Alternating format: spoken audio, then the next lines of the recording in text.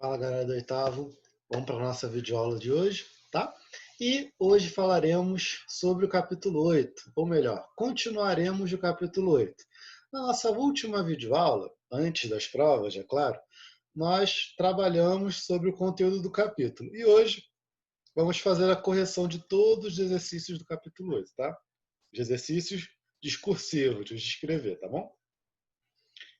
Vamos lá. E no Zoom a gente faz de objetivos e continuaremos com aquele esquema das revisões que eu vou colocar no Google Drive para vocês fazerem, tá bom? Mas agora teremos uma diferença ou outra que eu vou explicar melhor na nossa aula amanhã, tá? Então vamos lá, número 1. Contextualize os anos seguintes à independência dos Estados Unidos em 76, caracterizados pelos processos de expansão territorial, tá? E aí está querendo saber sobre a expansão americana após a independência, né?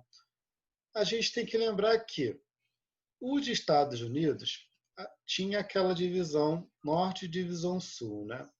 O norte mais voltado para mão de obra livre, né? Para policultura, né? Para o minifúndio, e o sul com aquele esquema, né, da colonização, pacto colonial, né, isso antes da independência, tá, gente? Mão de obra escrava, monocultura, latifúndio, por aí vai.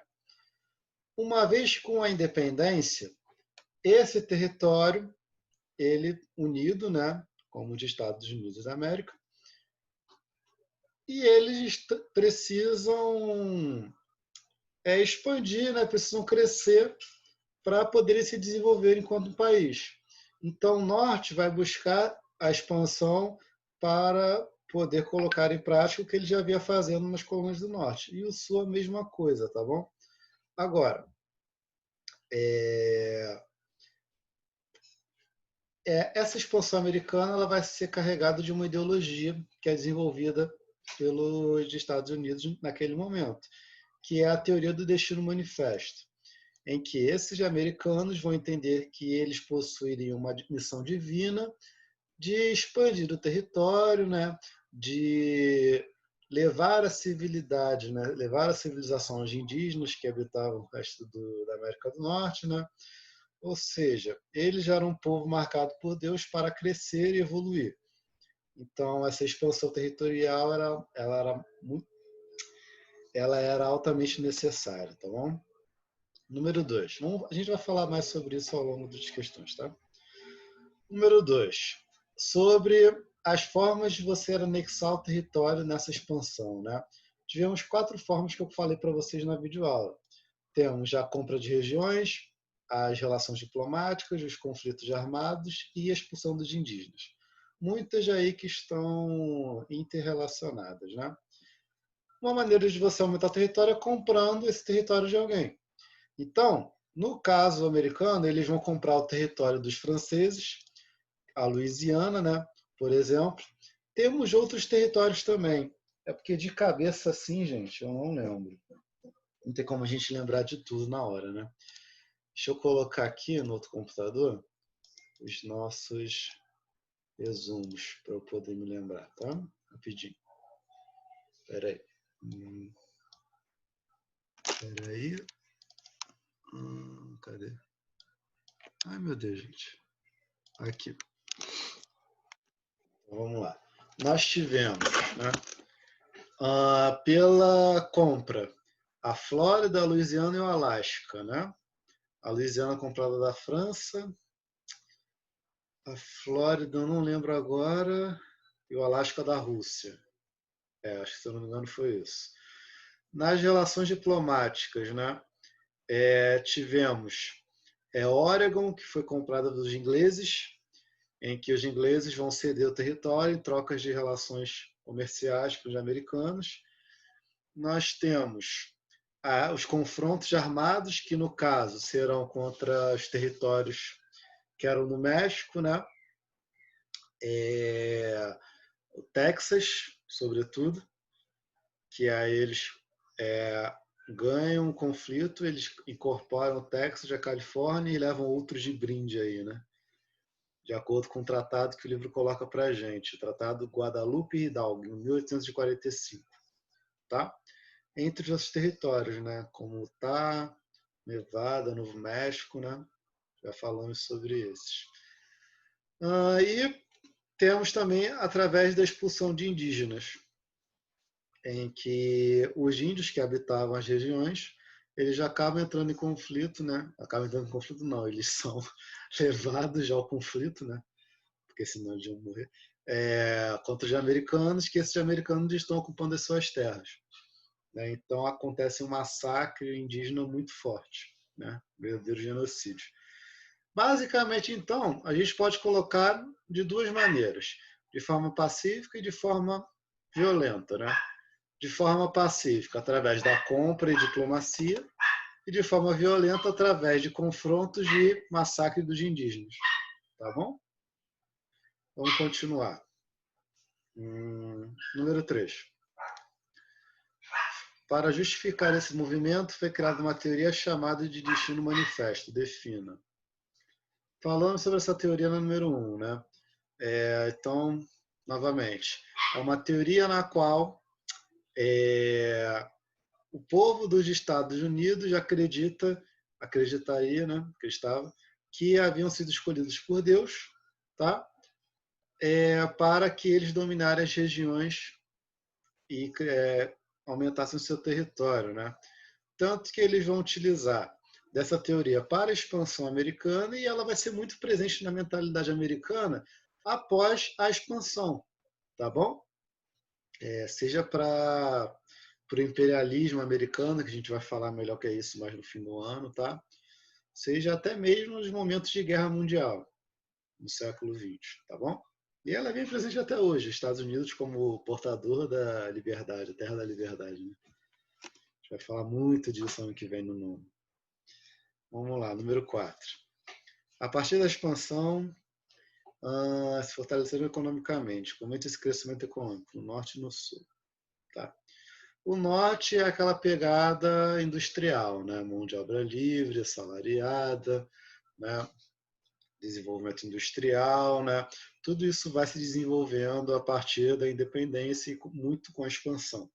Enquanto no sul mantemos aquela dinâmica agrária, né? Grandes plantações de algodão, temos aí também um crescimento de trigo, cana-de-açúcar, milho e arroz, que coloca aí o livro para a gente, né? Mas basicamente a dinâmica do sul ela é a mesma do que aquela dinâmica desde a época da colonização. Um sul bastante agrário, com uso de mão de obra escrava, tá bom? Lembrando que eu estou comentando assim, gente, porque essas respostas são do livro, tá? E nem sempre o livro ele tem uma resposta muito interessante para a gente. Então, quando forem fazer as respostas de vocês, lembra do que eu estou falando agora, tá? E leve em consideração o que eu estou falando para vocês do livro também. Vamos lá, páginas 182 e 185, número 1. Semelhança de discordâncias nas práticas políticas e econômicas dos Estados americanos. Isso é no momento da expansão, né, que vai levar à guerra civil depois. O que a gente tem que falar aí? Justamente a diferença de um lado para o outro. É o norte, que foi fundado para ser uma colônia de povoamento, e o sul, que desde o início da colonização era uma colônia de exploração. Então, isso acaba gerando duas economias distintas, diferentes no território americano. O norte, com uso de mão de obra assalariada, livre, que vai desenvolver uma indústria após a independência, né, e tudo mais. E o sul, que mantém essa tradição agrária, com uso de mão de obra escrava, né? E o sul, até hoje, nos Estados Unidos, é a região mais forte da agricultura, né? Porque a principal atividade econômica vem da agricultura, né? Então, essa é a perspectiva de cada um. Esse é o projeto de crescimento de cada um. Então, quando eles quando eles chegam no momento da expansão, tanto o norte quanto o sul deseja que as terras que estão sendo incorporadas sejam utilizadas para seus próprios projetos políticos, né? Então, o norte tem um plano para essas terras novas, o sul tem outro plano. E isso acaba gerando um conflito interno muito forte, em que Para o norte, os impostos arrecadados deveriam ir para o seu projeto político. Para o sul, os impostos arrecadados deveriam ir para o desenvolvimento da agricultura. Para o norte, deveria acabar com a escravidão. Para o sul, deveria manter a escravidão. E por aí vai. Isso acaba levando a uma guerra entre o norte e o sul. Acaba gerando um conflito chamado de guerra civil americana, ou guerra de secessão, né? Além disso, temos outros fatores, né, que são ditos na questão número 2. Desses fatores eu acabei de falar, da questão dos impostos e das terras, né? E da questão racial também. Então eu estou me repetindo aqui porque a matéria é muito simples. Só que o livro botou uma penca de exercícios sem necessidade, né? Podia ter inovado em outra coisa. Mas vamos lá. Na questão dos impostos, o Sul queria baixos impostos para garantir o mercado livre e aumentar o número de importações, enquanto o Norte defendia impostos mais pesados para poder proteger a industrialização americana. O que eu quero dizer com isso? O Norte é industrial e o Sul é agroexportador. Então, se nós temos impostos baixos, a produção industrial do Norte vai ficar desvalorizada, porque as importações vão subir. Ou seja, com impostos baixos, você recebe produtos de fora mais baratos. E se os produtos de fora estão mais baratos, os produtos nacionais vão ficar desvalorizados, porque eles vão ter muita competição de venda, fora que, às vezes, pode acontecer do produto nacional ficar mais caro que o internacional. Então, você acaba desvalorizando a indústria nacional. Enquanto o Norte queria impostos mais altos, porque assim você coloca os produtos de estrangeiros mais caros e o consumidor americano ele vai comprar o mais barato, ou seja, a produção nacional. Tá bom? Para o Sul, isso não era interessante, porque o Sul é agroexportador, ele vende a produção agrícola, então ele não está produzindo indústria, ele não se interessa com isso. Letra B, a questão das terras. Justamente, né? O Sul quer as terras que estão sendo conquistadas com expansão para a agroexportação, enquanto o Norte, né, quer colocar... Peraí, o que ele colocou aqui? Tá. O Norte ele tem outra pegada para essas terras, de sim colocar essas terras para desenvolver a indústria nessas terras, né? Para desenvolver as fábricas nesses territórios. Então, para o Norte não é interessante ter trabalhadores nas terras, desenvolvimento da agricultura, porque são trabalhadores que deveriam estar na indústria, desenvolvendo a industrialização americana. A C, né? Falei 3. Letra C, a questão racial. Aquela questão, né? O Sul sempre foi escravocrata e o Norte, desde antes da independência, já tinha uma mão de obra escrava menor. Já utilizava-se da mão de obra livre, assalariada, né? Em uma questão econômica, isso quer dizer que se você não tem escravo, se todos são trabalhadores assalariados, todo trabalhador assalariado é consumidor, porque ele recebe um salário, ele vai gastar um salário comprando coisas. Então, para o Norte, era interessante você acabar com a escravidão em todo o território, porque os escravos que haviam no Sul, uma vez que recebessem salário, uma vez que se transformassem em trabalhadores livres, iriam consumir os produtos industriais que o Norte produzia. Então, isso para o Norte era muito importante. Já os fazendeiros do Sul tinham uma outra perspectiva. Para eles, o fim da escravidão era ruim. Por quê? Eles não tinham gastos com mão de obra, no sentido de você ter que pagar o escravo um salário. Eles não tinham essa preocupação, não tinham essa necessidade. Então, se o seu escravo virasse um trabalhador livre, ele ia ter que pagar salário para esse cara, senão ele não ia poder trabalhar, né? Então, o Sul, com a abolição da escravidão, ele ia ter um gasto extra. Então, isso não era interessante para esses fazendeiros escravocratas. Na letra D, temos a lei de Olmsted. Essa lei foi uma lei que oferecia terras aos imigrantes, tá? Ou seja, para que essas novas terras fossem ocupadas no território americano, com essa expansão, o governo americano se comprometia a pagar, a doar, né, a dar posse de terra para todos esses imigrantes que vinham tentar uma vida melhor nos Estados Unidos. Se esses caras cultivassem uma mesma terra por 5 anos, eles ganhariam a propriedade da terra. Então, é uma maneira de você garantir a expansão territorial, porque você vai estar garantindo que pessoas estão indo nesse território para ficar lá, para fixar, para povoar e desenvolver. E você também garante que você garante tanto a ocupação quanto o povoamento, é o que eu quis dizer. Tá. Número 3. Efeitos da Guerra de Secessão. A Guerra de Secessão é a Guerra Civil Americana, né? Então, quais são os efeitos da guerra?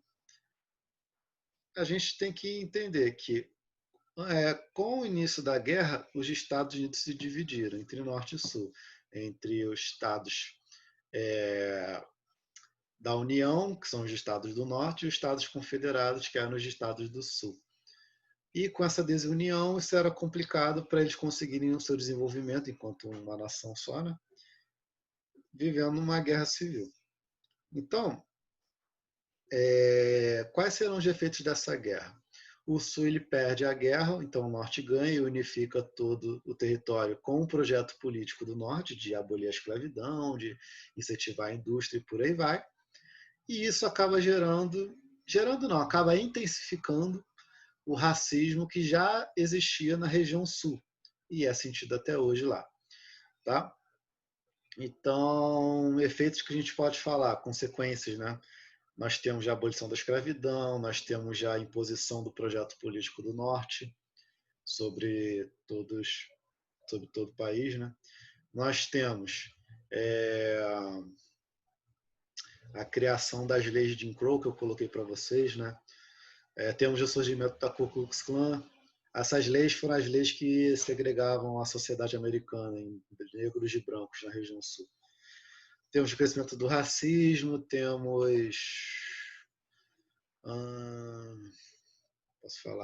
temos também o imperialismo americano que vai se desenvolver, mas disso a gente vai falar mais para frente, tá? Basicamente isso. Na 4. O que foi a 13ª emenda constitucional? Como a gente já falou, a Constituição americana ela não mudou ao longo do tempo assim, não foi abolida e criada uma nova. O mesmo conjunto de leis da Constituição que existe hoje nos Estados Unidos é o mesmo que foi criado lá em 1787. Tá? E como que essa Constituição sobrevive até hoje? Com a criação de várias emendas, ou seja, vários complementos que vão ser anexados à Constituição. Uma dessas é a 13ª. E o que foi a 13ª? A abolição da escravidão. Então, quando esse país ficou independente lá em 1776, a escravidão não havia sido abolida. Mas com o fim da Guerra de Secessão, decidiu-se a abolição da escravidão. Então foi criada essa emenda à Constituição Americana. E a Ku Klux Klan é uma seita criada... É uma seita criada por fanáticos religiosos, com base em um cristianismo fanático, né? Intolerante, que visava perseguir e executar negros. Tá? Então, uma seita extremamente racista. São aqueles encapuzados brancos, né, que carregavam tochas, iam na casa de pessoas negras para expulsá-los da terra, ou então até mesmo para matá-los. Né?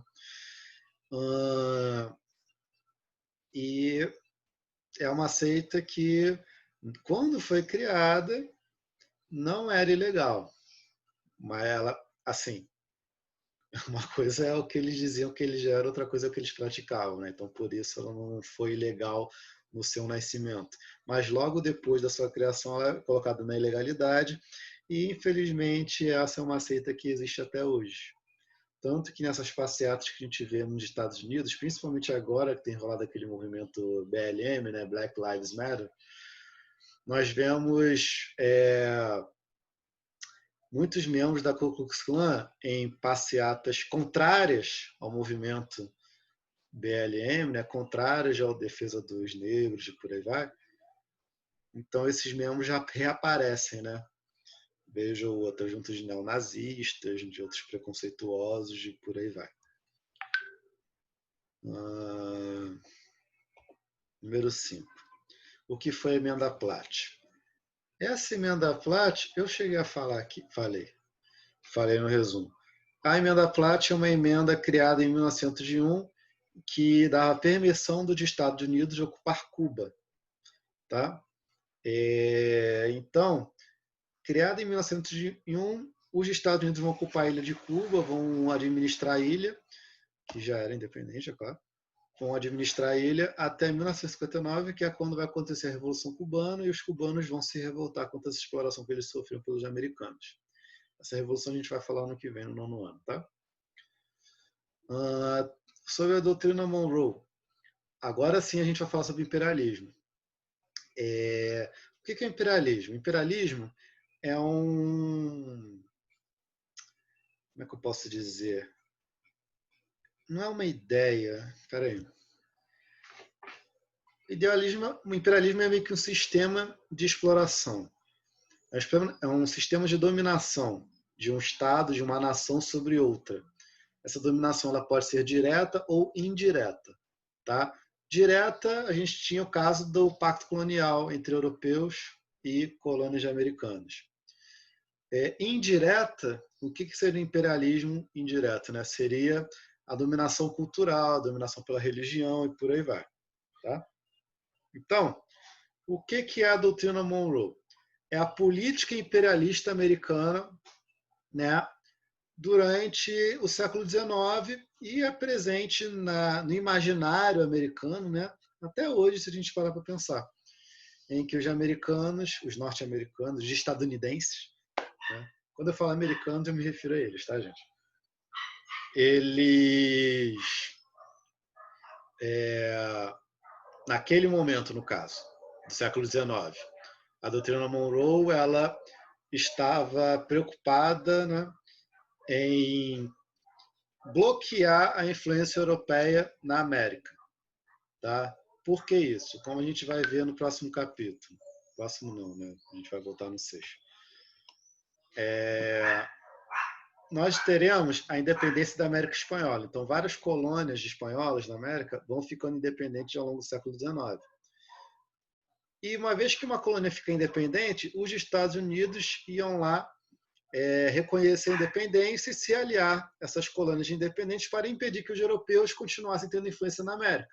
Ou seja, uma maneira dos Estados Unidos se colocar na liderança de toda a América, né? De país representante dos desejos de americanos. E isso vai ser bastante problemático, como a gente vai falar mais para frente. Tá? Tanto que um dos lemas para a doutrina Monroe é justamente América para os americanos. Ou seja, você ter um país poderoso dizendo que a América é para os países que fazem parte da América. Então, você negar, você colocar para fora mesmo essa influência europeia na América. E como assim, né? A gente vai falar sobre a Santa Aliança. Nós já falamos quando eu terminei a matéria de Napoleão com vocês. Nós vamos voltar nela quando a gente falar sobre a independência da América Espanhola. E a Santa Aliança, a sua função era impedir que as ideias do iluminismo afetassem as colônias americanas e por aí vai. Não ocorressem novas revoluções como aconteceu na Revolução Francesa em outros lugares. Então, a Santa Aliança era essa aliança entre nações europeias para impedir o crescimento das ideias liberais. Então, basicamente, nós temos já a Santa Aliança garantindo que essas colônias não fiquem independentes. E a doutrina Monroe dizendo o contrário. Não. Se elas ficarem independentes, elas vão ficar. E nós vamos garantir que isso aconteça. Tá? Porque isso é importante e interessante para os Estados Unidos. Então é meio que um contraponto à Santa Aliança. Tá bom?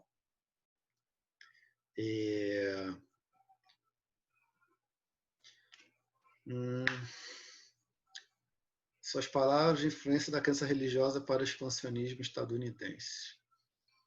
Tá. Essa questãozinha número 8 aí, vamos fazer junto no Zoom. Tá?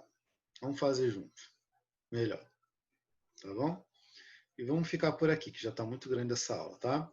Então é isso, gente. Essa semana a gente inverteu a Laresca, né? Eu vou dar minha aula no Zoom na quarta, mas a videoaula já vai hoje para vocês, tá bom?